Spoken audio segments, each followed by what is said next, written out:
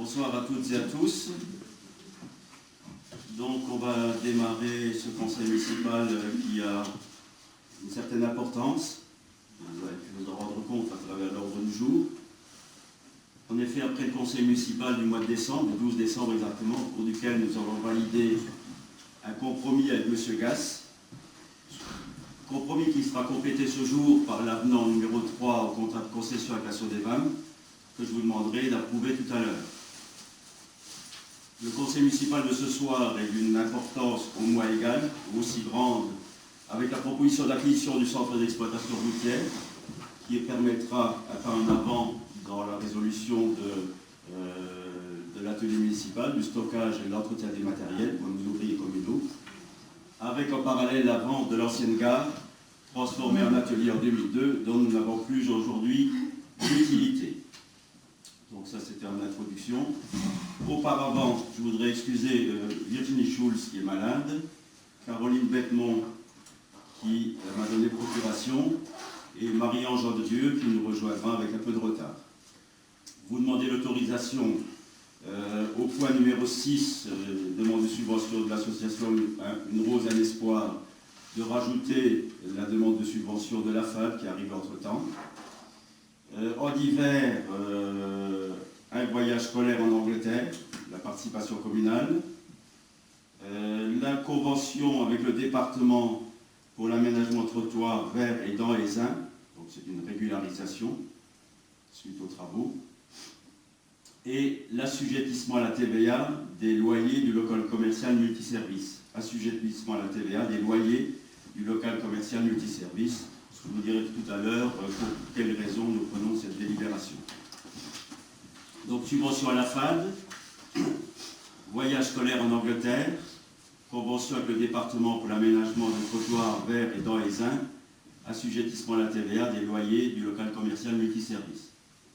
Est-ce que tout le monde est d'accord qu'on rajoute ces 4 points mineurs à l'ordre du jour d'aujourd'hui? Je vous remercie. Excusez-moi, je suis un peu enrhumé. Alors, on passe à l'ordre du jour, approbation du compte-rendu du conseil municipal du 12 décembre 2016. Nous ne l'approuvons pas, je vais vous en donner la raison. Une fois de plus, je voulais déjà signaler à plusieurs reprises, donc je vais à nouveau saisir le sous-préfet qui me redirigera vers le tribunal administratif, mais cette fois-ci on donnera suite parce que au dernier conseil municipal, on avait le point numéro 8 qui concernait le fameux bâtiment que vous avez décidé d'acquérir pour 82 200 €, 80 000, je ne sais plus, 82 000, je crois que c'était. Et vous me permettez ensuite, ce point, vous avez bien sûr le droit de le commenter dans le compte-rendu du conseil municipal que vous sortez, mais ensuite vous permettez de faire une page complète dans le mot du maire, et je vous l'ai déjà dit, monsieur le maire, à partir du moment où c'est un sujet qu'on a abordé en conseil municipal, soit vous vous exprimez à travers ce compte rendu et vous permettez à l'opposition également d'y figurer, soit vous vous abstenez de faire ça. Donc je vais saisir le sous-préfet, je vous le dis, et ensuite on verra, puisque ce n'est pas la première fois, vous n'en êtes pas à beaucoup d'essais. De toute façon, c'est la droite ligne de ce que vous avez déjà fait aux dernières élections. Donc on verra, au bout d'un moment, je pense qu'ils comprendront que vous n'avez toujours pas saisi la leçon et qu'ils donneront suite. Voilà. Donc on ne valide pas votre compte rendu, parce que pour nous, il est contre? Qui est contre? 2 voix contre. Merci. Quelques communications. Alors, nous avons eu les résultats du recensement, donc le recensement de la population légale au 1er janvier 2017. 1165 habitants, c'est le chiffre officiel de l'INSEE, contre 1135 habitants au 1er janvier 2016, donc plus 30 habitants au cours de cette année 2016.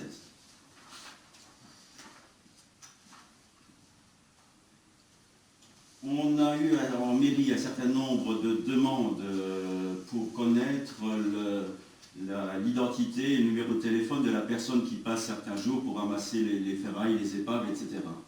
Donc je me suis permis de m'adresser à cette personne et je donne à travers ce compte rendu son nom et son numéro de téléphone pour que les gens qui ont des des ferrailles à faire ramasser, des appareils ménagers ou autres, qui puissent s'adresser directement à lui pour connaître son jour de passage.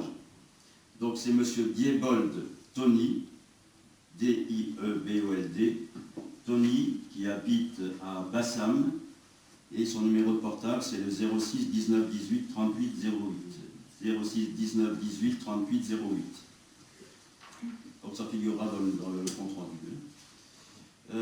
Vous dire également que la communauté de communes, lors de son prochain conseil communautaire, adhérera à la mission locale du Nord-Mosellan, ce qui évitera aux communes de payer la cotisation, puisque c'est la communauté de communes qui a négocié avec la mission locale et qui payera la cotisation des 20 communes adhérentes.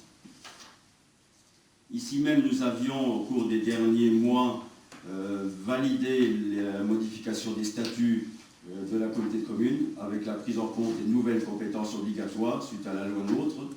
Donc le préfet a arrêté donc, la modification des statuts par un arrêté du 11 janvier 2017.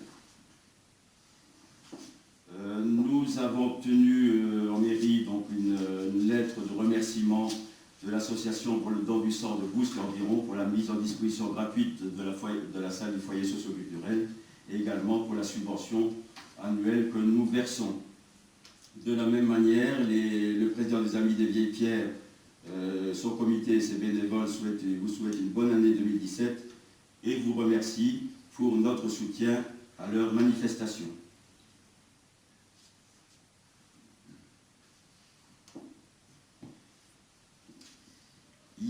s'est déroulé dernièrement à l'église, donc la réunion de chantier du mois de janvier pour la restauration de l'orgue de l'église Saint-Nicolas.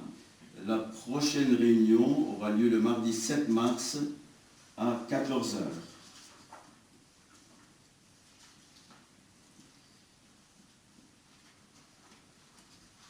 Apparu également dans la presse et sur le site de la communauté de communes, le programme 2017 de restauration des remparts à travers le PAT3. L'appel d'offres est en cours et se terminera le 13 février 2017. Et dans les jours qui suivront, nous connaîtrons l'entreprise qui va restaurer la dernière frange des remparts sur la rue Zimmer. Enfin, dans le droit fil de la délibération qu'on avait prise ici, j'ai été avisé par les services de la préfecture par un mail du 19 janvier qu'une famille de migrants, de réfugiés syriens venant d'Alep arrivera dans notre commune dans les prochains jours. C'est une famille avec 3 enfants et 3 enfants d'âge scolaire, 1 de maternelle et 2 de primaire. Et la maman était institutrice en Syrie. Voilà. Donc cette famille va arriver dans le tout prochain jour. Dès que je connaîtrai la date, je pourrai en informer et les élus et les institutrices respectives de l'école maternelle et de l'école primaire. Pour occuper le presbytère. Pour occuper le presbytère, oui. Donc les autres sont partants. Les autres sont partis puisqu'ils étaient là jusqu'à fin novembre, et ils sont partis fin novembre, avec le premier jour de décembre. Hein. Ils sont actuellement à Thionville, dans un logement, ils ont intégré un processus normal d'occupation d'un logement de la ville de Thionville, ou de l'office HLM de la ville de Thionville, et ils habitent près de Bel Air. Voilà. Et ça me donne l'occasion également de tordre le cou à une rumeur. Ils sont partis en laissant l'appartement dans un très bon état et en laissant les meubles en place, puisqu'ils ne se passent pas compte dans le map qu'ils seraient partis avec les meubles.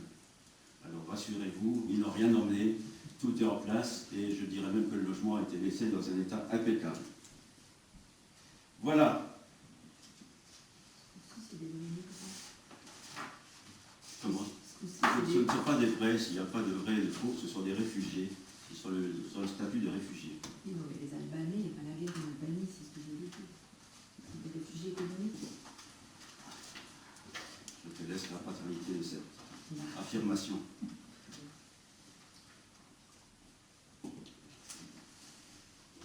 Alors,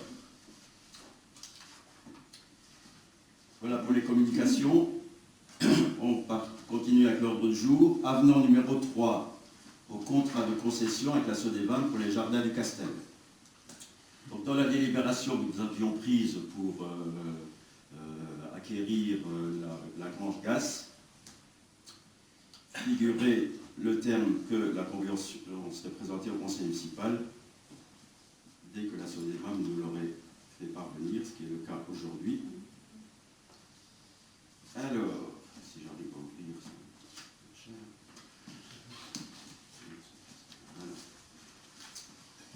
Alors, je vais vous lire la convention et ensuite je vous donnerai toutes les explications nécessaires pour que vous puissiez l'approuver. En tout cas, c'est ce que je souhaite. Donc, avenant numéro 3 au contrat de concession entre la commune de Rodemack, représentée par son maire, ouverte une délibération du conseil municipal en date d'aujourd'hui, si vous en êtes d'accord. Et la SODEVAM, Société anonyme d'économie mixte locale, donc, dont le siège social est à Metz, est représenté par M. Hervé Melchior, son président. Ci-après dénommé la SEM ou l'aménageur. En préambule, la commune envisage d'écrire un bâtiment au centre du village pour réaliser un projet communal. Dans le cadre de cette acquisition, la commune de Rodemack souhaite conserver une parcelle du foncier du lotissement Les Jardins du Castel, apportée en nature par la commune à l'opération. Pour permettre cette transaction, il est convenu ce qui suit.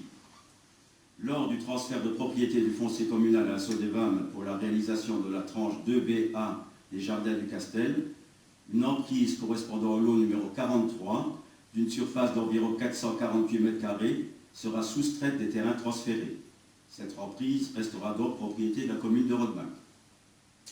La commune est libre de revendre cette parcelle sous réserve d'appliquer à la vente les mêmes conditions que celles qui sont appliquées lorsque la SODEVAM vend une parcelle sur cette opération, et en particulier la commune s'engage à annexer à son acte de vente le cahier des charges de cession de terrain et ses annexes, et d'imposer à l'acquéreur l'obtention du visa architectural et du visa hydraulique prévu à ce cahier des charges. La SODEVAM prend en charge les honoraires de l'architecte conseil et du bureau d'études pour l'établissement de ces visas. La SODEVAM assurera la viabilisation de cette emprise lors des travaux d'aménagement de la phase 2BA de l'opération. Donc ça confirme ce que j'ai dit l'autre jour. Lorsque la SODEVAM a un permis d'aménager, nous, pour une tranche, la commune met à disposition les terrains de l'emprise concernée en nature et se fait payer à la fin de l'opération. Dans le cas précis, la commune ne transfère pas le foncier à la SODEVAM, garde le foncier en propriété pour pouvoir l'échanger avec la branche qu'on veut acquérir, mais la SODEVAM remplit toutes ses autres tâches qu'elle fait dans le cadre normal de la viabilité et des charges qui incombent. Ce qui fait que la valeur nette de la parcelle viabilisée est déduite du résultat reversé à la commune en fin d'opération. Il est convenu que la valeur TTC au mètre carré de cette parcelle est le prix de vente des lots viabilisés pour cette tranche de l'opération, soit 185 € moins 24 €, qui correspond à l'estimation des domaines en 2008, pour la valeur des terrains. Donc ce terrain nous coûtera en fait que la viabilité, à savoir 161 €, enfin la viabilité et tous les frais annexes, architecte conseil, établissement des visas hydrauliques, etc. Donc le coût pour la commune, au moment où je vous parle, ce serait 161 € fois 448 m², donc environ 72 000 €. Alors ça va se passer de la façon suivante. Article 1er, la SODEVAM, signataire du contrat de concession en 2008, a évolué, sa raison sociale, son siège social a été modifié, et donc c'est une société d'économie mixte locale dont le siège est à Metz, je l'ai dit. Article 2. L'article 16.4 du contrat de concession déjà complété par l'avenant numéro 2 est modifié et rédigé comme suit. 1 032 384 € TTC font l'objet d'une inscription au titre des participations en nature de la collectivité à l'opération d'aménagement. Conformément aux dispositions de l'article L 300-5 du Code de l'urbanisme, et seront versés sous forme d'une participation en nature évaluée à 24 € du mètre carré de terrain selon un échéancier à déterminer. Ça veut dire que lorsque la totalité des terrains seront construits, la totalité des terrains que la commune aura mis à disposition, moins le terrain dont on vient de parler, pour 448 m², la commune touchera 1 032 384 €. Donc la superficie concernée par cet article sont les suivantes. 5283 m² issus de la parcelle 284 sur 40 faisant l'objet de l'acte d'échange du 4 juillet 2011. Donc c'est la première tranche, les terrains communaux de la première tranche. Plus 6445 m² issus de la parcelle 274-40 faisant l'objet de l'acte d'échange du 12 février 2014. Donc c'est le début de la deuxième tranche, particulièrement les maisons Bouygues EDF. Plus 31 736 m² qui correspondent à la parcelle communale cadastrée section 49, lot de 75. Donc ces terrains n'ont encore pas été transférés en nature à la SODEVAM, vont l'être pour partie pour les 10 lots qui viennent d'être acceptés par permis d'aménager, moins 448 m² qui correspond au lot 43 qui sera soustraite à la parcelle communale ci-dessus. Donc il reste 43 016 m². Si vous multipliez 43 016 m² par 24 €, vous arrivez à 1 032 384 € TTC. De cette somme sera également déduit 30 000 € qui feront l'objet d'une inscription au titre de la participation de la commune pour la réalisation d'équipements publics non propres au lotissement. Donc ça, c'est un avenant qu'on avait validé il y a longtemps. C'est tous les travaux qui ont été réalisés pour amener les eaux usées et le téléphone depuis la rue Christophe Ier de Bâle et depuis la route de Alain. Donc tout ce qui est, tous les travaux qui ont été réalisés par la SODEVAM pour le compte de la commune hors périmètre du lotissement. Parce que vous savez qu'on a été chercher l'électricité jusqu'au droit du bassin de rétention dans la tranche précédente. Voilà l'article 2. L'article suivant, article 24.5 du contrat de concession est modifié et rédigé comme suit. Le boni d'opération ou résultat d'opération positif au stade de la clôture sera réparti entre la commune de Rodemack et la SODEVAM à raison de 80% pour la commune et 20% pour la SODEVAM. Après déduction de la valeur viabilisée de la parcelle 43, de la tranche 2BA, soit 161 € TTC du mètre carré, soit environ 72 000 € pour une surface d'environ 448 m² restante à arpenter, pour la part du résultat excédant l'apport en nature constitué par les terrains communaux mentionnés à l'article 16.4 du contrat modifié par le présent avenant. La valeur du boni prévisionnel actualisé de l'opération figure au CRAC transmis chaque année, conformément à l'article 18 du contrat de concession. Là, je vous donnerai quelques explications. Les autres clauses du contrat de concession pour la réalisation du lotissement au lieu dit Bayer-Platz en date du 8 janvier 2009 demeurent inchangées et les avenants du 3 mai 2010, 26 juillet 2010 restent inchangés. Le présent avenant au contrat de concession est rendu exécutoire dans les conditions prévues par la réglementation en vigueur.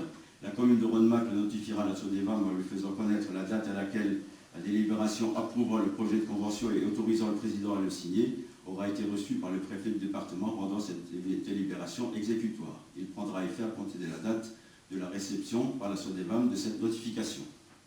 Voilà. Signé, on signera, donc le maire de Rodemack et le directeur général de la SODEVAM, M. Hervé Melchior. Alors, donc, quand on parle de boni d'opération, il y a deux choses. Il y a la valeur des terrains qui ont été mis en disposition en nature à la SODEVAM, par la commune, qui nous sera remboursée en totalité en fonction de l'estimation des domaines. Donc, à l'heure actuelle, compte tenu de l'estimation qui a été faite en 2008-2009, on toucherait 1 032 384. Et c'est seulement le boni d'opération qui est supérieur à cette somme qui est partagé à 80% pour la commune et 20% pour la SODEVAM. Je prends un exemple. Si l'opération finale, si le boni s'élève à 2 millions d'euros, 1 032 384 est perçu par la commune pour les terrains et les 800 000 ou 900 000 euros restants sont partagés à 80% pour la commune et 20% pour la SODEVAM. Voilà, c'est le contrat qui a été signé à l'origine et qui est donc rappelé à travers cette concession d'aménagement. À aucun moment vous évoquez les 100 000 d'avance qu'on a demandé. Et ça ne figure pas dans la promotion. Parce qu'ils font quand même partie, parce que vous stipulez ce qu'on devrait toucher à terme et tout, il y a quand même eu une ils seront déduits du boni d'opération. Oui, mais ils devraient figurer dans le décompte général, je suis désolé. Parce que... Le décompte général ne figure que les terrains. Ne figure pas le boni d'opération. Le boni d'opération, on peut le connaître à la fin de l'opération. Là, dans cette concession d'aménagement, cet avenant, ne figure que les terrains qu'on donne en nature à la Sodebam, et ça veut dire qu'il n'y a pas de changement, sauf qu'on déduit les 448 mètres carrés du terrain de la totalité des terrains qui seront remis en nature à la Sodebam.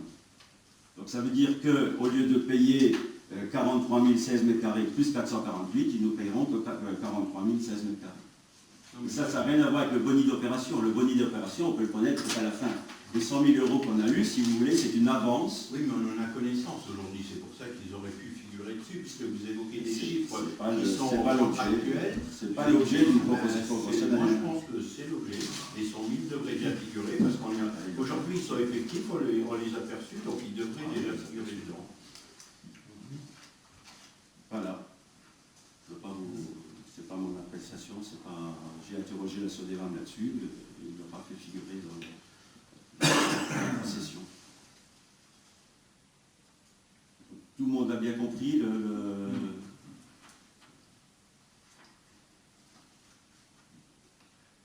Des questions? Non, des questions. Qui vote contre? 2 voix. Pas d'abstention? Merci.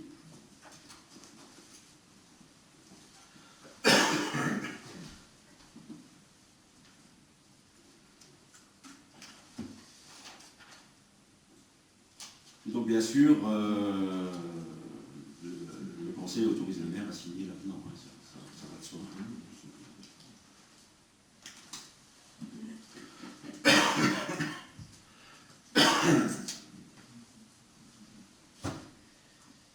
Alors, l'APE n'avait pas fait de sa demande de subvention au moment où on a décidé des subventions 2016 aux associations locales.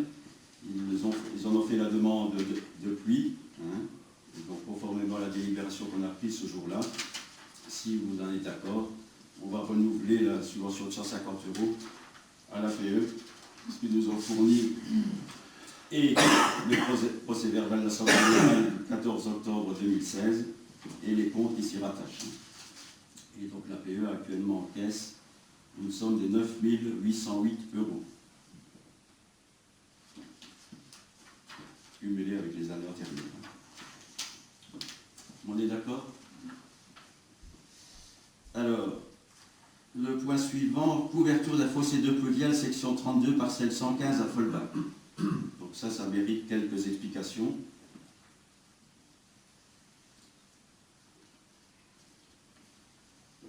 Alors,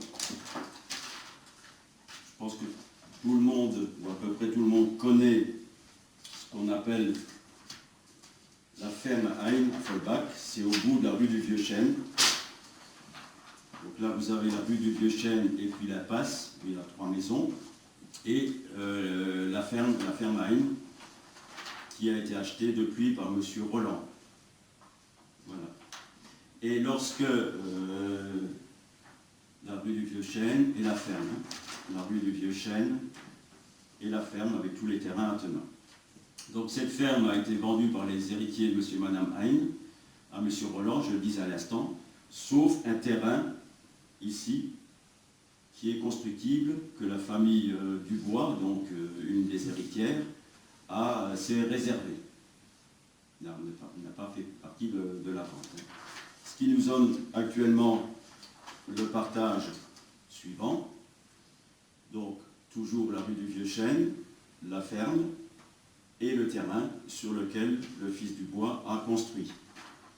Donc, vous avez le terrain en entier, la ferme qui est ici, la rue du Vieux-Chêne, et le terrain qui a été gardé par la famille Dubois sur lequel le fils a construit. Alors, la particularité de ce terrain, c'est que, à une période très ancienne, je suppose lorsque la rue du Vieux-Chêne a été aménagée, Monsieur Hein a accepté à l'époque que les eaux pluviales de cette route, qui est en pente vers sa propriété, acceptent les eaux pluviales à travers le terrain et ensuite un fossé qui allait jusqu'au ruisseau. Donc de l'autre côté, donc M. Hein avait accepté donc, une période lorsque la rue du Vieux-Chêne a été réalisée, dans les voiries et les réseaux ont été aménagés, a accepté que les eaux pluviales de toute cette partie de la rue transitent par le terrain à peu près de cette façon-là. Et ensuite, donc il y a des tuyaux qui ont été posés, et ensuite un fossé a été creusé jusqu'au ruisseau. Donc lorsque M. Dubois a construit, pour pouvoir construire ce terrain, il a créé une servitude de passage pour permettre aux eaux pluviales de passer sur son terrain, sinon il n'aurait pas pu construire et il n'aurait pas pu obtenir le permis de construire. Et donc actuellement, cette servitude existe, mais le fossé est toujours en activité, sauf que lorsqu'il y avait un seul propriétaire, ce fossé ne posait pas de problème. Et maintenant que ce terrain est construit, ça pose un problème, en ce sens que le fossé n'est pas rectiligne, et il est tantôt sur la limite, tantôt pour partie sur le terrain de M. Dubois. Ce qui l'empêche de clôturer son terrain, et ce qui l'empêche de faire une clôture ou de faire des murets, parce que très rapidement, et la clôture et le muret se retrouveraient au milieu du fossé. Donc ce qu'il nous propose, c'est de couvrir ce fossé sur une longueur de 46 mètres, et suite à des discussions que j'ai eues à plusieurs reprises avec la famille Dubois, ils acceptent donc de partager les frais. Donc de toute façon... Avec nous. Avec nous, oui. Avec nous. Parce que ce ne sont pas des eaux de ruissellement. Si c'était des eaux de ruissellement qui coulent sur la route et ensuite sur les terrains privés, ben, les eaux de ruissellement, on est obligé de les accepter, mais il n'est pas obligé d'accepter les eaux canalisées, les eaux pluviales canalisées par la commune. Si c'est que c'est quand même antérieur, parce qu'il y a une servitude qui a été créée par M. Hein au départ, et donc à partir du moment où il y a acceptation, ensuite si l'autre propriétaire acquiert le terrain et les héritiers le prennent, normalement ils héritent de cette servitude, et ils ne peuvent pas légalement, normalement, demander à la mairie aujourd'hui de devoir prendre 50% des frais. Alors je ne suis pas opposé, mais la logique voudrait que ce propriétaire, s'il veut marquer maintenant la séparation entre les deux, ben, il a hérité de la servitude. Ça allait avec le terrain. Donc là, nous, on va devoir... Sauf que la servitude, il l'a acceptée, mais le fossé, il est tantôt sur son terrain, tantôt sur le terrain, il est sur la limite. C'était connu quand il a acheté le terrain. Donc, il faut dire à l'époque que pour ce fossé-là, M. Hein avait une fumière. Donc c'est pour ça que ce fossé-là existait, que lui il avait fait. Ouais. Donc du coup, il a accepté que la commune se déverse dans le même fossé pour... Ouais. C'est comme ça que c'est arrivé là. Le fossé n'a pas été créé pour la commune. Non, le fossé n'a pas été fait. Non, là, il a accepté. Il a accepté qu'on traverse. Qu'on traverse, il se jette dans le fossé. C'est qu'on se jette Après, dans je le pense fossé. que le plus simple, déjà, c'est de nous annoncer le coût en fonction de ça, parce que maintenant, il ne faut pas que ça soit astronomique non plus pour la commune, parce qu'après, c'est un peu ça. Alors, les devis ont été quasiment partagés en deux. Hein, mais bon, donc sur le devis de la commune, il y a la fourniture des tuyaux, sur 46 mètres linéaires, et la fourniture du calcaire, la mise en œuvre du calcaire, et la fourniture des regards tampons. Donc il y en a pour 1796 € hors taxe, et pour M. Dubois, il y a la pose des tuyaux sur 46 mètres et la main d'œuvre pour le regard. Donc 1680, 1796 contre 1680. Donc ça me fait 100 €. La somme, elle est, je ne vais pas dire dérisoire, ça reste une somme. La seule gêne, parce que je vais voter pour, parce que je me mets à la place d'Harold Magloire qui demande un service, la seule chose, c'est qu'est-ce qu'on fera demain quand on se retrouvera un problème analogue chez quelqu'un d'autre qui fera référence à ce dossier-là en disant « Écoutez, vous l'avez fait pour ce monsieur, pourquoi vous ne le faites pas ?» C'est ça, on va créer un précédent là, parce que la logique voudrait que la commune n'ait rien à y voir là. Je suis désolé, mais... Sauf que c'est les eaux pluviales, nous on envoie les eaux pluviales. C'était connu dès le départ, c'était connu. Quand M. Hein a accepté que ça passe, et ensuite, moi c'est par rapport au précédent, je vais voter pour. Hein, on hérite d'une situation. C'est le précédent qu'on va créer. Il y en aura un jour ailleurs, et puis il faudra qu'on fasse le même. On hérite d'une situation où il faut trouver une solution. Et je trouve que la solution, elle est acceptable pour les deux parties, en ce sens qu'on partage les frais. Hein, voilà. Il y avait une autre solution, c'est de laisser les choses à l'état, mais on aurait été tout le temps embêtés. Imaginez-vous un seul instant que le fossé se ferme, on n'a plus d'accès, on n'arrive plus à accéder au fossé. Comment on le fait? À la main, sur 46 mètres. Voilà. Donc c'est une situation particulière qu'il faut essayer de solutionner au mieux, et je pense que c'est la meilleure solution pour les deux parties.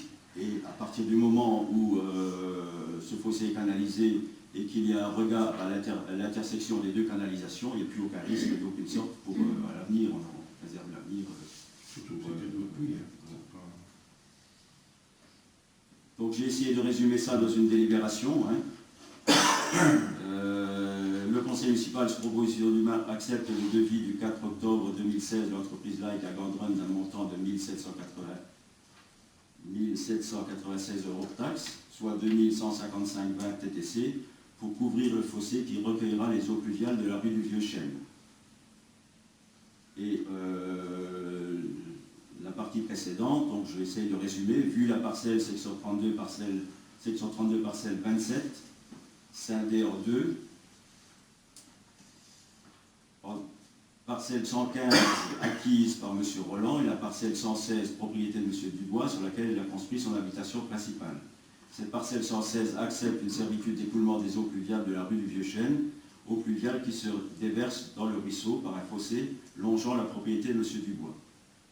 Et cette somme correspond à la fourniture de tuyaux et d'un regard à la mise en œuvre du calcaire pour la commune, et M. Dubois prenant à sa charge la pose des tuyaux et la main-d'œuvre pour le regard, pour une somme de 1680 € hors taxe, soit 2016 € TTC. Voilà. Donc, compte tenu de cette situation, on accepte le devis du 4 octobre de l'entreprise Like. Et puis, lui fera son affaire de son devis. Tout le monde est d'accord? Merci.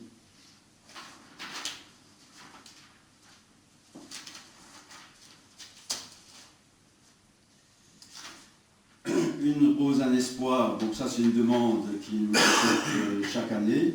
Donc je vous lis le courrier. Les 29 et 30 avril 2017, l'association Une rose, un espoir, secteur d'Evrange, s'investit pour la 6e année dans l'opération caritative Une rose, un espoir. Le but de cette manifestation, offrir une rose contre un don de 2 €, puis reverser l'intégralité des bénéfices à la Ligue contre le cancer de Lorraine.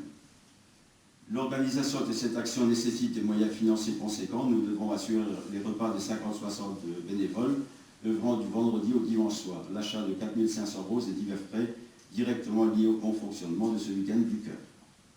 C'est pourquoi je me permets, donc, comme tous les autres, faire appel à votre générosité. Donc, je vous propose de renouveler la subvention annuelle de 50 €. Et de même, pour la FAD, également une subvention de 50 €. Il y a 12 personnes qui ont été aidées en 2015 à Rodemack par cette association d'aide à domicile.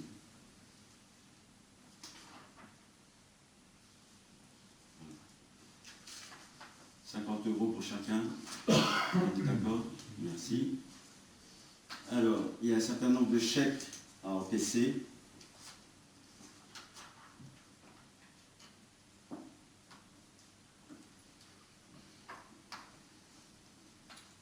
Donc vous vous souvenez qu'il y a un lampadaire à Ézin qui avait été renversé. Donc on avait touché un compte antérieurement et le solde devait être versé avec la facture de réparation des travaux. Donc les travaux ont été réalisés, la facture a été acquittée et donc Groupama nous paye le solde qui est de 1100,72 €. 1100,72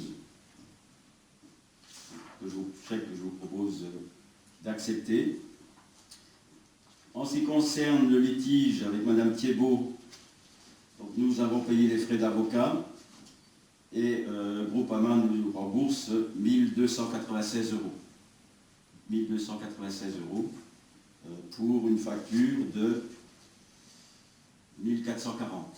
Donc il y a une franchise sur ces frais. Donc 1296 €, pareil, que je vous propose d'accepter. Dans le litige ZANT pour le permis Arcamp, pareil, le chèque est de 360 € pour les frais d'avocat, pour une facture de 360 €. Et là, c'est une décision déjà qui est assez ancienne. Le conseil de fabrique de Fixem nous avait octroyé une subvention de 2000 € pour la restauration des boiseries de la chapelle de Zémin. Ils nous ont fait parvenir ce chèque. Donc, si vous êtes d'accord, on va également l'accepter. Donc, 1100,72, 1296, 360 et 2000. Je pense que tout le monde est d'accord. Merci. Alors, les deux points suivants concernent les finances. Donc, les comptes 2016 sont pratiquement clos. Enfin, ils sont clos pour ce qui concerne la commune. Nous n'avons pas encore confronté les résultats de notre comptabilité avec la trésorerie, puisqu'on eux, par contre, du retard. Hein. Mais enfin, c'est pas primordial. L'essentiel, c'est que les comptes concordent pour la présentation du compte administratif qui interviendra d'ici 1 mois, 6 semaines. Donc je peux déjà vous dire que, en ce qui concerne le fonctionnement, nous avons dépensé 637 070,35 et en recette 734 037,89. Donc un excédent de 96 967,54. Donc les détails vous seront donnés lors du vote du compte administratif. En investissement, donc nous avons beaucoup dépensé, compte tenu du fait qu'il y a de gros travaux qui ont été réalisés, en particulier le chemin Vérézin et également le multiservice. Donc nous avons dépensé 730 386,12. 730 386,12. Nous n'avons encaissé que 363 153,18, puisqu'il y a toujours ce décalage entre le paiement des factures, les factures acquittées et ensuite la demande des subventions. Donc là, on a une difficulté qui s'accentue tous les ans, en ce sens que nous payons les factures, mais la trésorerie, par manque de personnel, met de plus en plus de temps à payer les factures. Tant qu'ils n'ont pas payé les factures, ils ne nous envoient pas les factures acquittées. Souvent, il faut les réclamer à plusieurs reprises pour les obtenir. Et tant qu'on ne les a pas, on ne peut pas faire les demandes de subventions. Et les subventions mettent de plus en plus de temps à nous parvenir, malgré que les factures soient acquittées, les éléments fournis. Je vous donne un exemple qui est de dernière date, j'ai encore téléphoné ce matin. La sous-préfecture nous a fait un virement de 16 000 € le 25 novembre. C'est toujours pas sur les comptes de la commune, au motif que la trésorerie de Metz a du retard. Donc c'est la gestion, le fonds de roulement devient de plus en plus difficile. Donc nous avons encaissé 363 153,18, mais nous avions un excédent de 2015 de 242 735,57. Donc il faut dire également que le chiffre des dépenses, si on cumule les dépenses de fonctionnement et les dépenses d'investissement, est très élevé. C'est un chiffre qu'on n'a jamais connu à Rodemack, pas à ma connaissance, de 1 367 456,47. 1 367 456,47. Donc on a sorti, entre le 1er janvier et le 31 décembre, tout près d'1 400 000 €. Si vous ramenez ça aux impôts locaux des Rodemacquois, qui sont d'environ 300 000 €, vous voyez le 1 million qu'on a été chercher par ailleurs dans d'autres recettes ou dans des subventions. Voilà pour les chiffres. Donc le détail, il vous sera donné avec la présentation du compte administratif. Tu connais? Non. Tu connais le montant des subventions accordées mais non versées encore? Alors on va y venir avec le report des crédits. Donc pour pouvoir payer les factures principalement entre le 1er janvier et le vote du budget primitif qui intervient généralement au plus tard à fin mars, il faut reporter les crédits en dépenses et il faut également reporter les crédits des subventions, qui correspondent aux subventions qu'on est susceptible d'obtenir soit pendant cette période, soit un peu plus tard. Alors, en ce qui concerne les dépenses en report de crédit, le montant est de 175 942, dépenses 175 942, pour payer le solde des factures des travaux terminés, et également payer les premières factures des travaux qui viennent de démarrer, ou toujours en cours, comme le PLU ou les orgues. Donc 175 942, et là je réponds à ta question, Olivier. Pour tous les dossiers en cours, et là ça cumule les subventions qui devraient être versées, mais également les subventions pour lesquelles on n'a pas payé la totalité des factures. 205 991. Donc ça veut dire qu'on est susceptible dans les prochains mois de rentrer la totalité des subventions qui s'élève à 205 991 euros. Donc on va les mettre en report de crédit pour pouvoir les inscrire au budget si ça rentre avant le 31 mars. Sinon on complétera par la suite. Je répète. 175 942 en dépenses, 205 991 en recettes. Donc ça c'est une communication, il n'y a pas de vote là-dessus. Le vote interviendra avec le compte administratif.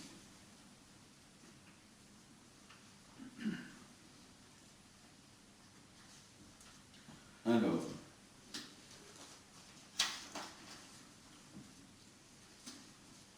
comme vous le savez,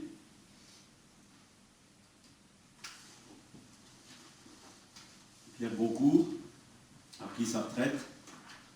Il a parlé depuis un certain nombre de mois, sinon d'années, et dans les quelques jours qui ont précédé Noël, il a réceptionné sa notification de retraite de la Caisse luxembourgeoise et il a souhaité partir à notre convenance, donc, et le plus tôt possible. Donc nous avons déterminé sa date de départ en fonction des congés qui lui restaient à prendre. Donc il est officiellement partant au 28 février, mais dans les faits, il a quitté la commune le 13 janvier. Donc ça veut dire que depuis le 13 janvier, il ne travaille plus, mais il sera payé jusqu'au 28 février. Comme vous le savez également, on avait, au moment de l'embauche de David Steinmetz, enfin du contrat aidé de David Steinmetz, on avait dit qu'on l'embauchait en contrat aidé pendant 1 an, qu'on a prolongé une 2e année, et qu'il était susceptible de remplacer Pierre s'il donnait satisfaction pendant ces 2 années. Donc moi j'ai consulté les adjoints, j'ai consulté principalement Jean-Marie Reiter qui est responsable des travaux et qui suit les ouvriers au quotidien. Donc David a donné satisfaction pendant ces 2 années. Donc on souhaiterait, si on est d'accord, l'intégrer dans les effectifs à la fin de son contrat aidé, qui intervient au mois de mai, et l'embaucher comme stagiaire pendant 1 an, et ensuite le titulariser s'il continue à donner satisfaction. Donc la délibération qui vous est proposée est la suivante. Vu le départ en retraite de Pierre Boncourt au 28 février 2017, vu la fin du contrat d'accompagnement dans l'emploi CUI-CAE de M. David Steinmetz au 14 mai 2017, vu la loi du 26 janvier 1984 modifiée portant dispositions statutaires relatives à la fonction publique territoriale, vu le tableau des emplois, le conseil municipal de proposition du maire après en avoir délibéré, décide l'embauche de David Steinmetz au poste d'adjoint technique C1, donc c'est le nouveau libellé depuis le 1er janvier, à temps complet à compter du 15 mai 2017, donc au lendemain de la fin de son contrat. M. David Steinmetz est nommé stagiaire pendant 1 an, il sera classé au 1er échelon, percevra la rémunération afférente à l'indice brut 347, indice majoré 325. Donc c'est le premier indice d'adjoint technique. Donc Pierre est parti, David a été embauché en prévision de ce départ, il a donné sa filiation, je vous propose de l'embaucher définitivement. Voilà. Quelqu'un est contre? Merci. Donc vous ne renforcerez pas les effectifs, parce qu'il y a un déficit d'une personne, quand même. Parce que lui, finalement, il est là, la deuxième année qu'il est là, je crois. Donc Pierre, on avait une personne en plus, et là, Oui, mais pendant cette période, si vous vous rappelez aussi la présentation, M. Hibert n'a pas travaillé. Il a travaillé un mois à mi-temps. Donc, puisque dès que le comité médical l'a autorisé à travailler à mi-temps, il a repris. Et moins d'un mois après sa reprise à mi-temps, il a fait une chute à mobilette. Et depuis, il a encore une fois un arrêt. Il souhaite actuellement reprendre. Donc, ce qui fait qu'on a, pendant quasiment les 2 dernières années, travaillé à 4, et non pas à 5. Et donc, il souhaite reprendre là maintenant. Sauf qu'après une longue maladie, il ne peut pas reprendre sans l'aval du comité médical. Donc, il reprendra un mi-temps thérapeutique, de toute façon. Ça, c'est le comité médical qui va en décider. Soit il reprend à mi-temps, soit il reprend à temps complet. C'est son souhait de reprendre à temps complet, il l'a fait savoir. Voilà. Donc, on a demandé un certificat médical dans son médecin traitant.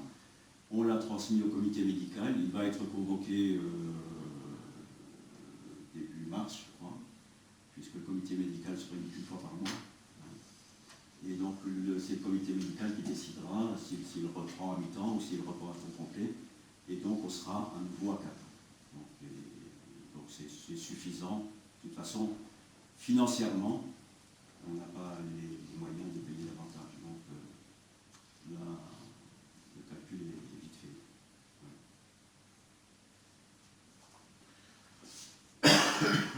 Alors, le point suivant, contrat de maîtrise d'œuvre pour le local commercial multiservice. Donc, on avait signé un contrat déjà ancien. Personnellement, quand j'ai préparé le conseil municipal, je me suis rendu compte que le contrat avec Andrzejewski, l'architecte, a été signé le 13 mars 2013. Il stipulait donc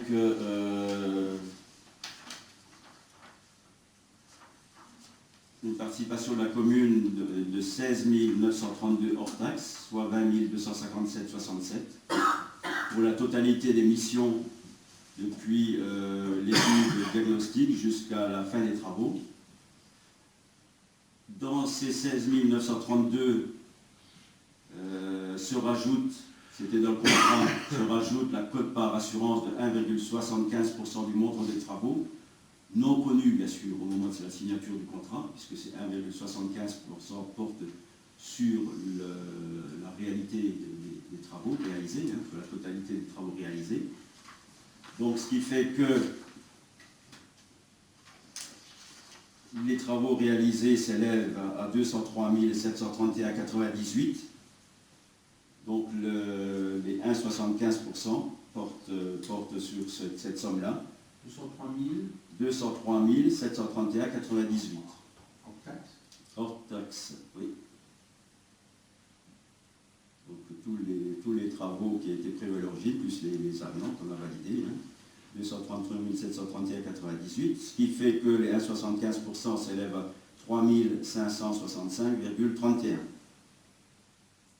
3 565,31. Donc ça n'avait pas été calculé à l'origine, bien que c'était dans le contrat, puisqu'il faut attendre la fin des travaux pour connaître le montant final des travaux.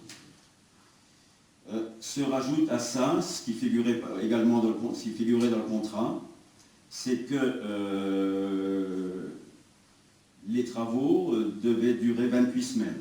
Donc ça fait 28 réunions de chantier. Sauf que on a eu quelques soucis donc, que vous connaissez, qui ont retardé les travaux. Et puis, il y a une entreprise, l'entreprise de Platerie, pour ne pas la nommer, nous a laissé pendant plus de 6 semaines, ne s'est pas présenté pendant 6 semaines, et donc le chantier a pris du retard. Alors,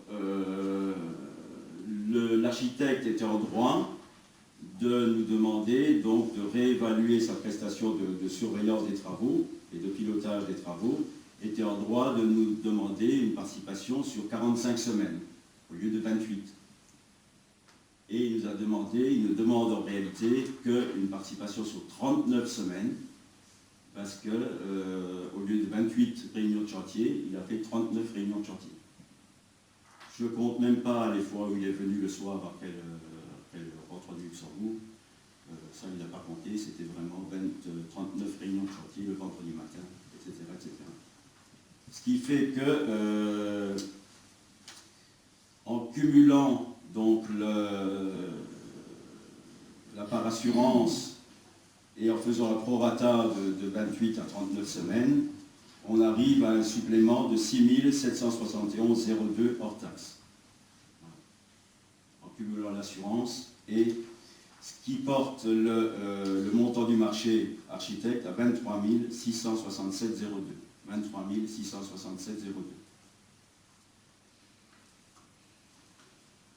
TTC alors. Hors taxe, toujours. Toujours hors taxe. Parce que tout à l'heure, on était à 20 267,57 TTC. TTC. Et donc là, on est à 28 442 TTC. Ah, 28 000 TTC. Ouais. 28 000 TTC. 28 442, 8 000 de plus. 8 400. Donc 6 771 hors taxe de plus. Parce que la TVA, on la récupère, on verra tout à l'heure comment. Hein?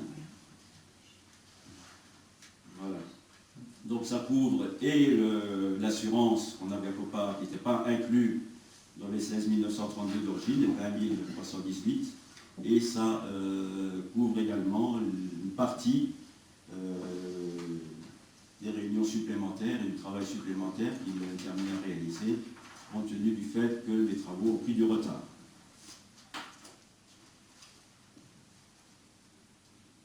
Donc la délibération va porter sur ces chiffres que je viens de vous donner, et je vous demande d'approuver l'avenant en plus et de m'autoriser à le signer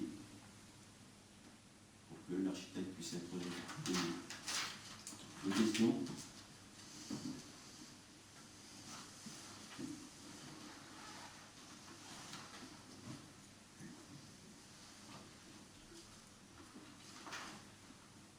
Non, pas de question. Qui est contre? 2. Qui s'abstient? Merci. Alors, le point suivant, compétence PLUI. Alors, le PLU, vous savez ce que c'est. Le PLUI, c'est le plan local d'urbanisme intercommunal. Donc, dans la loi NOTRe, il a été décidé que les communes seraient dessaisies donc, de l'organisation et de la validation du plan local d'urbanisme au profit des communautés de communes, sauf si une majorité de communes s'y oppose. Et donc, suite à un débat que nous avons eu à la communauté de communes, où la majorité des communes ont souhaité s'opposer donc au transfert de cette compétence à la communauté de communes, et où la communauté de communes en est d'accord, elle ne souhaite pas, le président de la communauté de communes ne souhaite pas faire un plan local d'urbanisme intercommunal, ce qui dessaisirait de facto les maires de l'urbanisme et de la délivrance des permis de construire. Hein. Donc la loi le permet encore, jusqu'à la prochaine fois peut-être, hein, puisque l'Assemblée nationale avait voté le PLUI, que le Sénat n'était pas d'accord, et c'est lors de la commission paritaire qu'il a fallu trouver un compromis. Donc le compromis a été le suivant: le transfert n'est pas automatique à condition qu'une majorité de communes s'y oppose, au sein de chaque communauté. Donc c'est la délibération que je vais vous proposer, qui est la suivante: opposition au transfert de la compétence PLU à la communauté de communes de Cattenom et environ. Vu la loi pour l'accès au logement et un urbanisme rénové, dit ALUR, du 24 mars 2014, notamment l'article 136 qui prévoit le transfert automatique de la compétence en matière de plan local d'urbanisme PLU, de documents d'urbanisme en tenant lieu, soit le plan d'occupation des sols, POS, le plan d'aménagement de zone, PAZ, et le plan de sauvegarde et de mise en valeur, PSMV, et de carte communale aux comités de communes et d'agglomération 3 ans après la promulgation de la loi, soit au 27 mars 2017. Considérant que cette compétence est désormais transférée aux EPCI, sera effective le premier jour de l'année suivant l'élection du président de l'EPCI consécutive au renouvellement général des conseillers municipaux et communautaires. Considérant que cette législation laisse au maire la faculté de s'opposer à ce transfert automatique dans les 3 mois précédant le terme du délai de 3 ans mentionné ci-dessus, soit entre le 26 décembre 2016 et le 26 mars 2017, si au moins 25% des communes représentant au moins 20% de la population s'y opposent par délibération, le transfert de compétences n'aura pas lieu. Considérant l'intérêt qui s'attache à ce que la commune conserve sa compétence en matière de PLU, il est demandé au conseil municipal de s'opposer au transfert de la compétence PLU à la communauté de communes de Cattenom et environ, de demander au conseil des communautés de prendre acte de cette décision d'opposition. Donc ce qui veut dire que lorsque les communes auront délibéré, on gardera la compétence jusqu'aux prochaine modification de la loi. Est-ce qu'on sait déjà pour les autres communes membres qui a délibéré? Je ne sais pas qui a déjà délibéré, mais comme lors d'une réunion de la communauté, la quasi-totalité des communes étaient contre le transfert. Donc je pense que... Ce qui est logique. Ce qui est logique, oui. Parce que là, on perd tout, et si on On perd n'a pas encore la communauté de communes de décider ce qui doit être fait à chaque fois dans les communes. Ils l'obligeront plus tard. la loi le permet. Voilà. Voilà. Le jour où la loi, ça pose un problème, c'est que d'une loi à l'autre, que ce soit la droite ou la gauche, ça ne change rien, hein, c'est pareil. Hein. Les lois sont votées dans la continuité en tout ce qui concerne les communes. Hein. Arrivera un moment où on sera dépouillé de toutes les compétences, on s'occupera encore des cimetières peut-être, et encore. Et puis voilà. Donc moi personnellement, au-delà du PLU, je suis partisan que la communauté de communes n'acquiert plus de compétences. Je trouve que la communauté de communes de Cattenom en particulier en a suffisamment. Hein. D'ailleurs, le président Paquet, on est d'accord avec nous, il n'est même pas impossible que dans les années qui viennent, il y ait un transfert de compétences qui se fasse dans l'autre sens, entre la communauté de communes vers les communes. À partir du moment où, je prends un exemple tout simple, à partir du moment où tous les réseaux sont enfouis, hein, il n'y a plus d'intérêt à ce que la communauté de communes garde l'enfouissement des réseaux, puisqu'ils seront tous enfouis dans l'ensemble des communes. À la fin de cette année, tous les réseaux seront enfouis sur les voiries communautaires. Donc pourquoi, etc., etc. Pour d'autres domaines peut-être aussi. Commence à y réfléchir, parce que si on ne le fait pas, d'ici 10, 15 ou 20 ans, ça sera la mort des communes.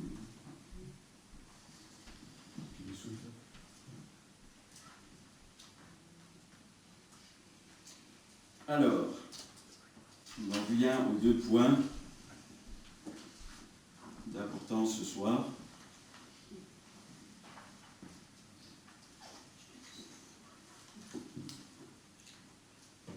Alors, je vais vous parler des 2 en même temps. Bien sûr, la délibération portera séparément, mais je pense que les 2, le projet d'acquisition du centre d'exploitation et la cession des ateliers municipaux vont de pair. Donc, je vais vous parler des 2 en même temps, et ensuite on délibérera l'un après l'autre. Alors, je vous avais dit lors du dernier conseil municipal, je vous avais informé de la volonté du département de céder ce bien cadastré, section 50, numéro 216, pour 40 arts, 87 centiares, et numéro 117, pour 33 arts et 5 centiares. Et nous avions délibéré de la façon suivante. La commune pourrait être intéressée pour y installer nos ateliers municipaux à condition que le prix de vente soit compatible avec les finances de la commune. Dans l'attente de la communication du prix de vente, le maire propose aux élus une visite des locaux. Visite des locaux qui a été réalisée. Donc ça, ce sont les courriers qui avaient été lus à l'époque au conseil municipal. Donc, depuis cette date, le président du conseil départemental, M. Patrick Weiten, nous a écrit « Monsieur le maire, par courrier de 26 août 2016, vous avez manifesté un intérêt pour le site départemental situé sur le bord de votre commune, route de Mondorf, cadastré section 50, parcelle 216. En retour, je vous précisais le 14 septembre dernier que j'avais sollicité France Domaine afin d'en connaître la valeur vénale. Aussi, j'ai le plaisir de vous informer que par courrier du 5 décembre 2016, France Domaine a estimé l'ensemble de ce bien départemental à 143 000 €. En conséquence, je vous saurai gré de me faire savoir si votre commune est intéressée par l'achat de ce bien à ce prix, donc au prix des domaines. Je vous précise également avoir communiqué à M. Bertrand Laïc le montant de l'estimation de France Domaine pour la parcelle 117 qui s'élève à 2 700 €. Donc Madame Attel du service de gestion foncière et immobilière, la direction des constructions reste à votre disposition pour tout renseignement complémentaire. Donc ça veut dire que le président du conseil départemental nous propose le bien pour lequel nous sommes intéressés au prix de l'estimation des domaines, à savoir 143 000 €.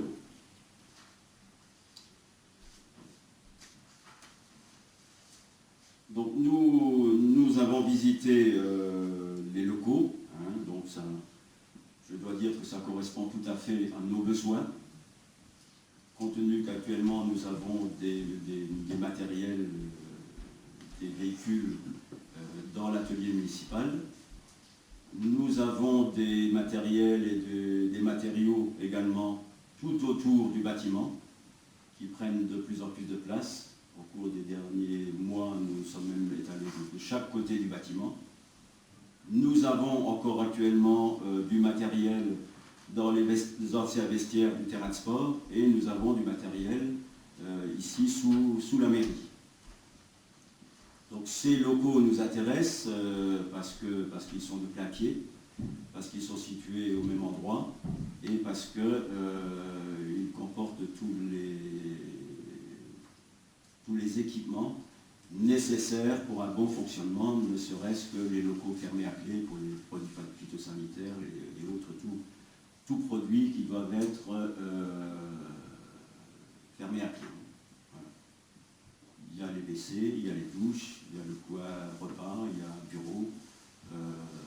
Il ne manque rien, si ce n'est que tout se trouve de plein pied, alors que dans nos ateliers, il n'y a que les garages et le petit atelier qui est de plein pied. Sinon, il faut monter à l'étage pour la douche, il faut monter à l'étage pour les toilettes, il faut monter à l'étage pour le rangement, etc. Donc les ateliers nous ont permis de fonctionner de façon satisfaisante pendant un certain nombre d'années. Depuis, la commune a évolué de façon importante, hein, puisque nous allons dépasser les 1200 habitants, peut-être même au-delà, compte tenu du recensement qui est en cours. Je pense que vraiment pour nous, c'est une opportunité qu'on n'était même pas en droit d'espérer. Hein. Bien que depuis un certain nombre de mois, sinon d'années, il y avait des rumeurs qui circulaient périodiquement que le département allait fermer. Bon, c'est intervenu maintenant, c'est peut-être le moment opportun pour nous. Il y a quelques années, ça aurait peut-être été trop tôt. Hein. Donc moi, ce que je vous propose, c'est qu'on puisse acquérir le centre d'exploitation et y transférer nos ateliers municipaux. Donc la délibération que je vous proposerai tout à l'heure dans le sens-là, vu la délibération du conseil municipal du 12 décembre et les échanges de courriers entre le département et la commune, vu la visite des lieux le 11 janvier, vu le courrier du président du conseil départemental du 3 janvier 2017, réceptionné en mairie le 7 janvier, proposant la vente de la parcelle numéro 216-750 au prix de 143 000 €, vu l'estimation de France Domaine du 5 décembre 2016, jointe au courrier, s'élevant également 143 000 €, le conseil municipal, sur proposition du maire, accepte cette proposition, autorise le maire à entreprendre les démarches pour acquérir ce bien, y installer les ateliers municipaux et autorise bien sûr le maire à signer les actes correspondants. Normalement, le département devrait faire un acte administratif. Voilà. Donc ça, c'est pas encore décidé. Donc, si vous avez des questions, je suis prêt à y répondre. Je pense que c'est une super opportunité, ça n'aura jamais lieu. Donc, même sans l'avoir visité, pour moi c'est logique qu'on l'achète. Je pensais même que ça allait être plus cher. Donc, moi j'avais rencontré, et j'ai rencontré à plusieurs reprises la responsable du département, j'ai rencontré également la dame de France Domaine, je lui ai bien mis l'accent qu'effectivement les terrains étaient en zone constructible, sinon le département n'aurait pas pu construire ce bâtiment, mais que dans les faits, c'était pas constructible en dehors de la commune, puisqu'on est trop proche de la ferme maintenant, donc on est à moins de 100 mètres. Sinon, la limite, c'est vraiment Franck Sachor qui a construit à la limite, on ne peut pas le construire plus près. Donc en fait, c'est du terrain constructible, mais qui dans les faits est inconstructible. Je pense qu'elle en a tenu compte. La seule chose qui serait peut-être intéressante de faire, je pense, c'est en même temps que de donner l'accord au président du département, c'est juste de lui rappeler qu'on est une petite commune et qu'à ce titre, on est toujours dans l'attente d'un certain montant de subventions et que ces subventions nous serviront aussi à financer. Et que si ça pouvait un peu accélérer ce versement, vous pourriez le rappeler, quoi, parce que c'est quand même le département. On lui rappelle régulièrement, mais bon. Oui, Si on met ça dans la délibération, oui, c'est nous qui avons acheté quelque chose, donc bon, Qu'est-ce qu'on fait des actuels Alors, le deuxième point est le suivant. Donc dans le même temps où on a eu les courriers du département et les discussions qu'on a eues avec la responsable du département depuis plusieurs mois, 2 personnes s'étaient présentées à moi pour s'installer à Rodemack, pour installer une activité dans Rodemack. Comme à chaque fois, nous avons fait le tour de Rodemack Intramuros, puisqu'elle voulait s'installer dans Rodemack Intramuros.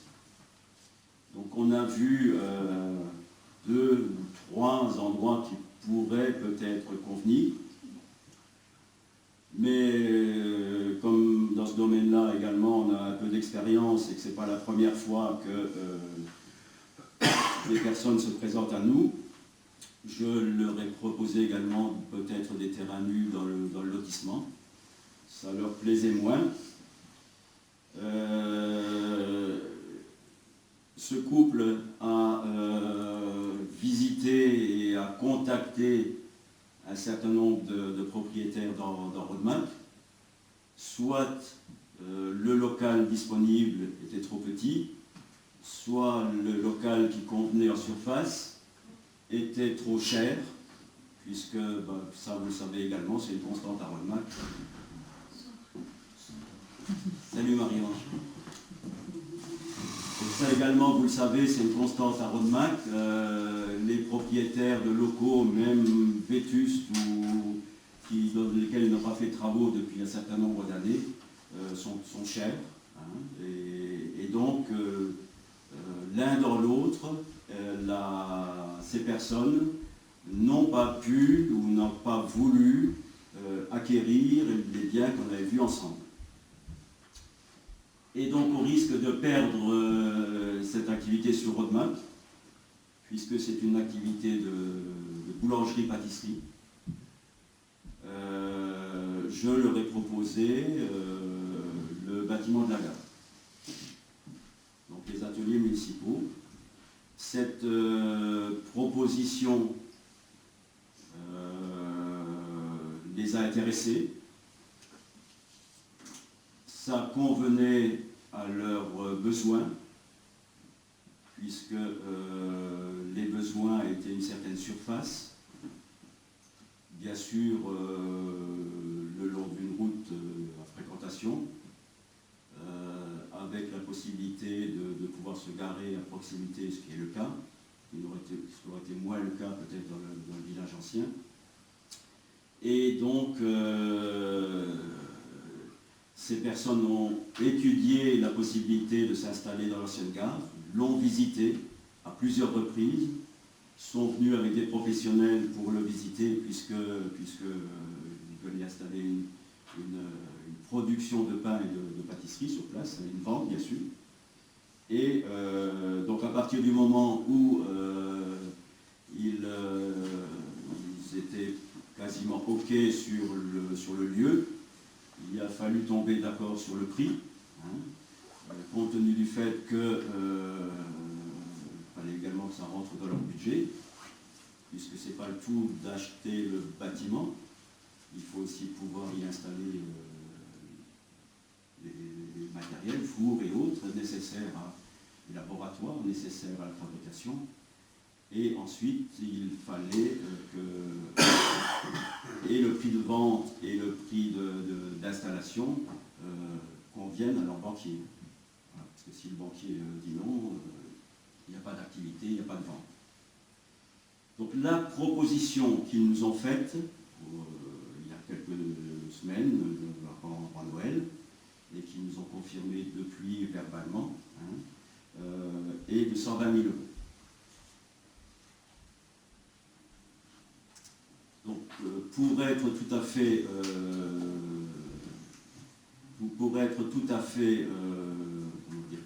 franc avec vous, l'estimation des domaines pour une commune de moins de 2000 habitants n'est plus obligatoire. Mais comme la responsable de France Domaine est venue expertiser le centre d'exploitation, et que j'ai pu la rencontrer ce jour-là, elle m'avait communiqué la date à laquelle elle venait, avec l'accord des responsables du département, j'ai pu visiter et le centre d'exploitation avec elle, et en discuter avec elle, et je lui ai demandé si elle ne pouvait pas nous expertiser le bâtiment des ateliers de l'ancienne gare. Donc elle me l'a fait à titre gracieux, bien que ce n'était pas une obligation, et l'estimation s'élève à 140 000 euros. Donc j'ai proposé bien sûr 140 000 euros aux deux personnes qui veulent s'installer. Donc après discussion avec leur banquier, le maximum qu'ils pouvaient donner en fonction de leur budget et de leur rapport, c'était 120 000 euros. Donc moi je vous propose aujourd'hui la somme de 120 000 euros, parce que d'une part, ça nous payera en grande partie le centre d'exploitation, puisque entre 143 et 120, on a 23 000 euros d'écart. Mais je pense également que pour avoir une activité de boulangerie, pâtisserie, viennoiserie et chocolaterie, etc., on peut faire un effort à ce niveau-là. Et je pense aussi que le bâtiment pour 120 000 euros, c'est pas inintéressant. Il y a un investissement matériel aussi. Alors après, eux, ils ont entre 100 et 150 000 euros d'investissement matériel. Voilà. C'est la raison pour laquelle ils ne pouvaient pas... Il y a une garantie aussi de pérennité. Une garantie de pérennité, tout à fait. Et c'est en mettant tout cela bout à bout qu'ils ont vu avec leur banquier, et en commun accord avec leur banquier, ils ne pouvaient pas aller au-delà de 120 000. Moi, je pense qu'il n'y a rien de choquant à le vendre à 120 000 euros. Je trouve que c'est logique parce que, quelque part, c'est quand même déjà beaucoup d'argent. Il y aura quand même des travaux. Plus ce bâtiment, on sait qu'il n'y a pas forcément des servitudes avec, qu'il n'y a aucun stationnement normalement. Moi, je m'interroge plus parce que si on met ça à côté du multiservice, quelque part, le coût que nous aura coûté le multiservice, alors que là, on a un commerce. Maintenant, moi, je pose juste la question. Il n'y a pas de stationnement, il n'y a rien autour, si on crée un commerce. Moi je pense, j'ai un frère qui habite juste à côté, il y a des nuisances sonores, les poussières en été, on ne peut pas les ignorer. Est-ce que c'est compatible avec un commerce comme ça? C'est à eux, je sais très bien, c'est à eux de mesurer le risque. Mais moi je vois, quand je vais chez mon frère en été, ça devient invivable. Quand vous avez des tracteurs toute la journée avec les poussières, vous ne mettez rien dehors, alors ils peuvent cloisonner leur bâtiment, mais quelque part, est-ce que ça sera vraiment compatible? Est-ce que on les voit, les tracteurs, on les voit tourner, on voit les camions venir, est-ce que pour autant, est-ce qu'il ne va pas y avoir, en termes de stationnement, Robert il peut peut-être mieux nous en parler, puisqu'il y a la caserne à cet endroit-là, ça va quand même, je veux dire, tant mieux pour nous, mais est-ce que c'est l'idéal pour l'implantation d'un commerce qui va recevoir du public? Donc moi je leur ai bien sûr rien caché de ces difficultés, absolument rien. Je leur ai dit dès le départ que quelques semaines dans l'année, bon maintenant ça ne dure pas non plus, ça dure un bon mois maximum, c'est un mois de nuisance. Donc moi je leur ai caché dès le départ, donc ça ils n'ignorent pas. Ils ont souhaité, à juste raison rencontrer les responsables de MC2. Hein. Donc j'ai demandé au directeur qui est venu de la Meuse pour les rencontrer. On s'est rencontrés ici en mairie la semaine dernière. Hein. Donc ils en ont discuté. Ils leur ont expliqué les nuisances, les périodes, la durée, et également la demande qui a été faite par le couple boulanger, c'est de pouvoir avoir quelques places de stationnement. Donc le directeur de MC2 a dit qu'il ne voyait aucun inconvénient. Hein. Il pourrait stationner au droit du bâtiment, puisque leur volonté c'est de faire la vitrine face au garage des pompiers. Hein. Et donc ils pourraient stationner des deux côtés, là où actuellement la commune fait ses deux dépôts. Le bâtiment de la gare, il est plus étroit que le silo. Hein. Et donc il ne faudrait pas dépasser de trop la largeur des silos. Hein. Oui, donc pour la projection des Je pense qu'il faut quand Oui, même voilà. juste peut-être à notre position des conteneurs. Je crois que là, ce serait une position idéale pour parquer vers la caserne, vers le mur de la caserne, et là en batterie, alors que le long du bâtiment, ça va être assez complexe. Ben, on a regardé ensemble avec MC2, eux, ça leur, si on ne dépasse pas trop ce qu'on occupe actuellement, parce qu'on occupe déjà pas mal, hein, Oui, oui. et logiquement ça devrait aller. Par contre, on peut donc gagner de l'espace parce que les conteneurs, ils sont à 1,20 m du mur, on pourrait les rapprocher du mur. Hein. Ça aussi, c'est un espace qui est pas agréable vis-à-vis de la En face du commerce, oui, si on arrive à trouver un autre On emplacement. trouve un autre endroit. Voilà, Là, il faut trouver un endroit extérieur. Hein. Oui, oui, Il y a du oui. verre cassé. Oui, Parce qu'aujourd'hui, il y a énormément de verres cassés. ouais. Oui. Et sur le sol, c'est pas agréable. Quand vous allez avec les voitures, il y a beaucoup. Il faut qu'on réfléchisse à un endroit, mais il faut que ce soit forcément à l'extérieur de Rodemack. Il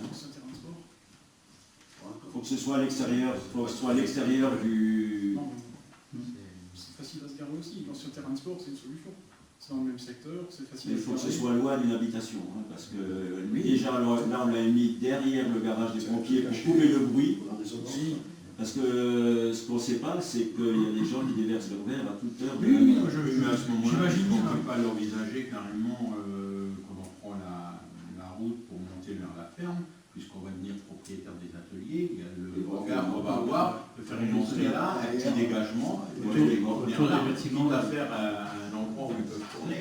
Mais c'est vrai qu'en face du commerce, le regard a raison, ça ne va pas être très... Il faut quand même favoriser, mais du coup, on gagne en stationnement. Là, on gagne. Si ça doit aussi le plus, sans problème. Et Commercialement, c'est un super endroit. Oui. Ah oui, oui. Voilà. C'est une route de passage. Voilà, enfin, bon, en ce qui concerne le MC2, ils ont été informés dès l'origine, ils ont rencontré le directeur, ils ont trouvé un compromis pour les stationnements, et pour les conteneurs, pour ça il faut qu'on réfléchisse et qu'on trouve une solution. Mais c'est pas aucune des deux difficultés ne contredit l'utilisation de cet espace. Hein. Et ça se ferait à quelle échéance? Immédiatement? Oui. Les deux. Les deux.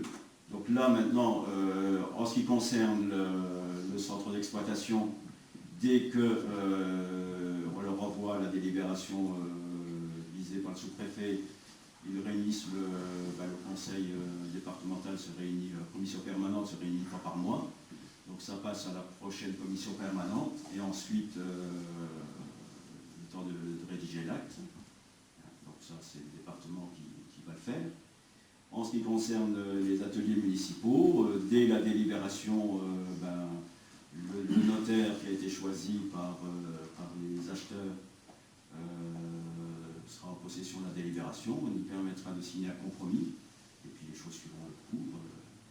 Leur objectif, c'est si possible ouvrir courant mai et au plus tard courant juin. Ce sont des Cette gens année du Oui. village, monsieur je voudrais savoir. Ce sont des gens du village Non. Ça crée une concurrence avec... Je vous avais parlé dès l'origine. Donc actuellement, elle se livre en pain à Cattenom. Donc au lieu de se livrer en pain à Cattenom, elle se livre en pain à Rodemack. Donc ça lui pose aucun problème. Bon, ils ne feront pas d'épicerie, donc il n'y a pas de concurrence à ce niveau-là. On peut du pain, des pain bio, du pain à l'ancienne, des pâtisseries, chocolateries, viennoiseries. Ça, c'est l'objectif. Donc la délibération... Je vais avoir une question, Gérard. oui. J'ai pas de doute sur la bonne volonté de ces gens-là, mais est-ce qu'on ne va pas se protéger sur une éventuelle acquisition pour une revente en tant que projet immobilier dans la foulée, ou ce genre de choses, dans le contrat de vente Est-ce qu'il ne faut pas envisager quelque chose quoi. Je n'ai pas de doute sur la bonne volonté de ces gens-là, mais Tu as raison, mais c'est vrai que le fait il y a quand même un investissement matériel. oui. Au départ, ils ne mettent pas le matériel, ils achètent le bien. Mais je vois Ils pas achètent le le bien, bien. ils achètent le matériel et il faut quand même des travaux. Ce qu'ils disent, c'est qu'ils Ah oui, achètent le d'accord. bien, Ah oui, ils achètent ils font rien du tout. et ils revendent. Ils font rien du tout. Pour faire une plus-value ou ce qu'on veut, mais parce que d'un coup, ils disent... Moi j'avais prévu, bon, je ne sais pas si c'est suffisant, je verrai avec la notaire, de toute façon j'avais mis que le conseil municipal donne pouvoir au maire pour signer les documents et actes correspondants et autorise le changement d'affectation du dit bien en usage commercial. Oui, de toute façon, il y a cette sécurité-là parce qu'on ne peut pas créer une maison d'habitation à ce moment-là. Non. C'est la proximité de la ferme, donc du coup, il n'y a pas de... Pour leur vendre. Donc la délibération, je vais vous la lire en entier. Une construction, c'est une transformation. Oui, ça pourrait. Oui. Donc vente des ateliers municipaux, entre parenthèses ancienne gare, vu les délibérations des 12 décembre 2016 et 23 janvier 2017 décidant de l'acquisition du centre d'exploitation routière pour y installer les ateliers municipaux au prix de 143 000 €, vu de ce fait l'inutilité de conserver le bâtiment de l'ancienne gare, section 50, parcelle 174 de surface au sol de 113 m², vu la possibilité de financer en partie l'acquisition du centre d'exploitation routière par cette vente, vu l'opportunité de l'installation d'une boulangerie-pâtisserie, vu l'offre à hauteur de 120 000 € réceptionnée par courrier du 19 décembre 2016, le conseil municipal, après en avoir délibéré, accepte la vente des ateliers municipaux au prix de 120 000 €, donne pouvoir à M. le maire pour signer les documents et actes correspondants, autorise le changement d'affectation du dit bien en usage commercial.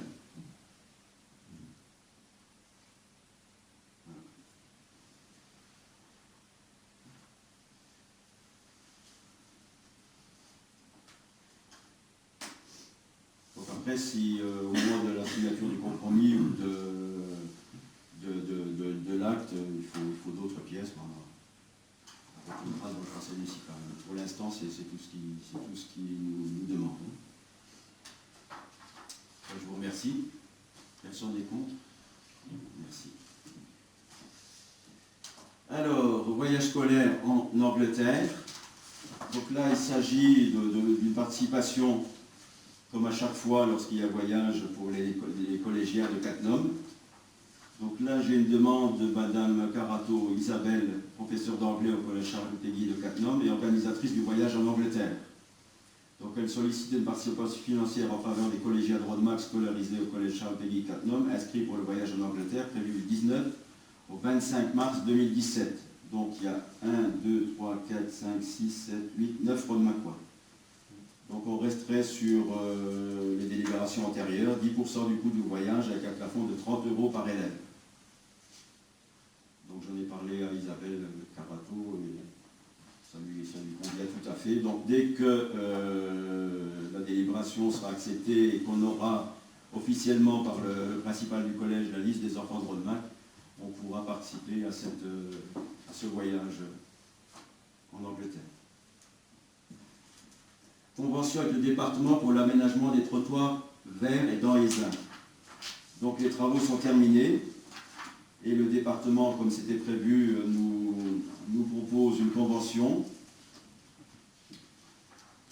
Alors, la commune de Rodemack a aménagé des trottoirs hors agglomération entre Rodemack et les Ains, ainsi que dans la traverse des Ains, la route départementale numéro 62.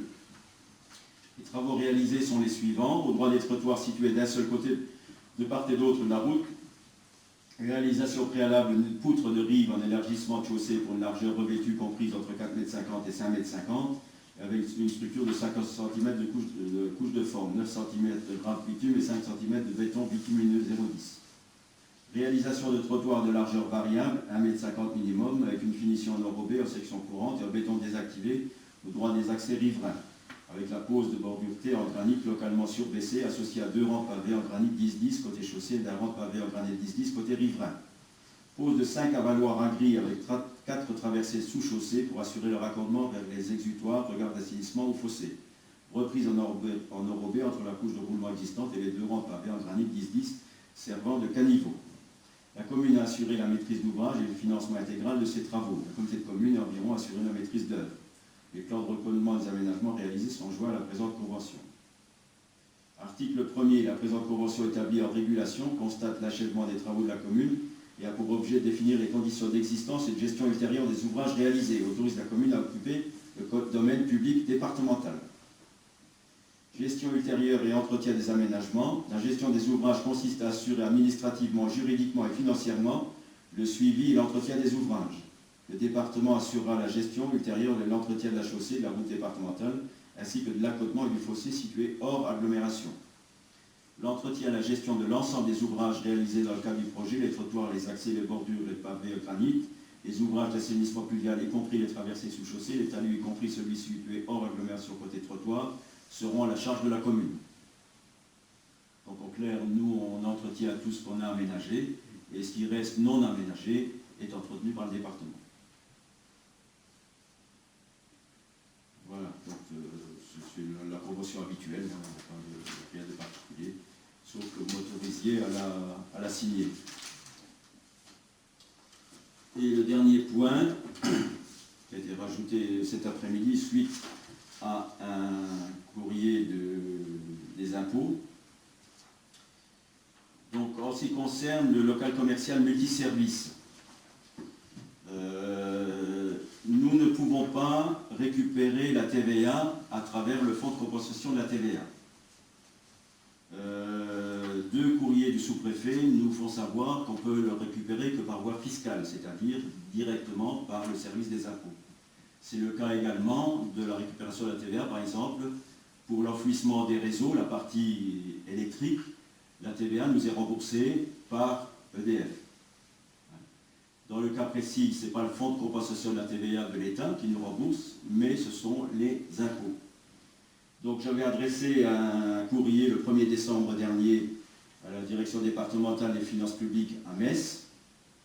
Ce courrier s'est un peu perdu dans les administrations. Il est passé de Metz au service des impôts à avenue de Gaulle à Thionville.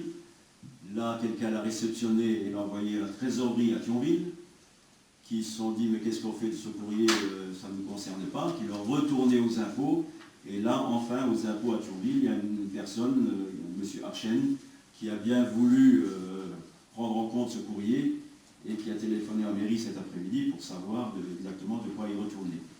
Donc je lui ai expliqué qu'on souhaitait pour les années 2014, 2015 et 2016 récupérer la TVA sur l'investissement pour le local multiservice.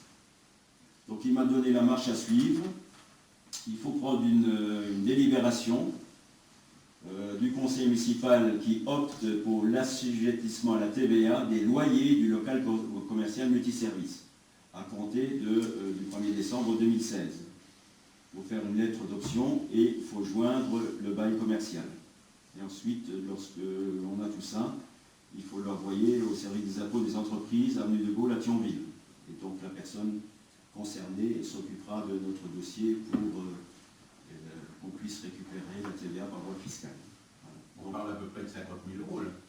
Ah oui, 50 je 000 n'ai euros. pas fait le calcul, mais... Ce qui revient à dire que demain, il me semble que c'est 211 euros le loyer. Oui, Donc on reversera la TVA sur le loyer perçu. oui, oui. Donc ça sera en déduction. Oui, mais bon, on versera 20% sur 200 euros. 40 euros de moins. 40 euros par mois, C'est jusqu'à arriver à 50 000, on a le temps de voir. Hein.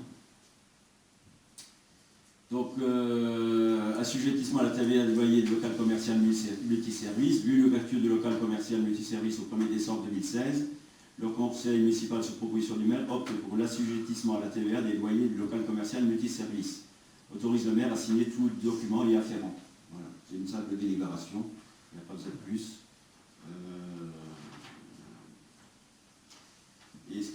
rajoutera ensuite. Donc il y a un compte, suite à cette délibération, il y a un compte qui sera ouvert au service des impôts des entreprises et ils feront le nécessaire ensuite pour calculer le montant de la TVA sur les 3 années. Et la première année 2014, il y avait juste des honoraires d'architecte, hein, toute petite partie d'honoraires d'architecte, c'est surtout 2016 qui nous intéresse.